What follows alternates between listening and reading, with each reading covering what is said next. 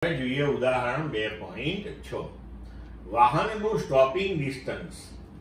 ગતિમાન વાહનને બ્રેક લગાડવામાં આવે ત્યારે તે થોભે તે પહેલા તેણે કાપેલું જે અંતર છે તેને વાહનનું સ્ટોપિંગ ડિસ્ટન્સ કહે છે. તો આ સ્ટોપિંગ ડિસ્ટન્સની વ્યાખ્યા પણ અહીંયા યાદ રાખજો. રસ્તા પર વાહનોની સલામતી માટે આ એક અગત્યનું પરિબળ છે. સ્ટોપિંગ ડિસ્ટન્સ વાહનના પ્રારંભિક વેગ, બ્રેકની ક્ષમતા અથવા બ્રેક લગાડવાથી વાહનમાં ઉદ્ભવતા પ્રતિપ્રવેગ -a પર આધારિત છે.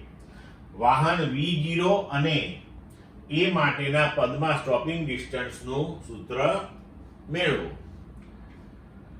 હવે જોઈએ, ધારો કે V0 જેટલા વેગથી ગતિ કરતા વાહનને આપણે બ્રેક મારીએ અને બ્રેક માર્યા પછી એ ds જેટલું અંતર કાપીને ઊભું રહે છે. તો હવે આપણી પાસે સમીકરણ છે v² - v02 બરાબર 2ax. હવે જ્યારે ઊભું રહી જાય તો અંતિમ વેગ થઈ ગયો 0. તો અંતિમ વેગ 0. પ્રારંભિક વેગ v0 આપણે v0 લીધો છે અને હવે તેમાં પ્રતિપ્રવેગ આવશે કારણ કે વેગ એનો ઘટતો જાય છે એટલે a બરાબર -a લઈશું અને તેને કાપેલું અંતર જે છે એને આપણે સ્ટોપિંગ ડિસ્ટન્સ એટલે કે ds નામ આપ્યું છે. આ બધું આપણે આ સમીકરણમાં મૂકી દઈએ.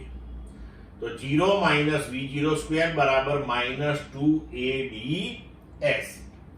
હવે ds ને સૂત્રનો કરતા કરીએ તો ds બરાબર v02/2a.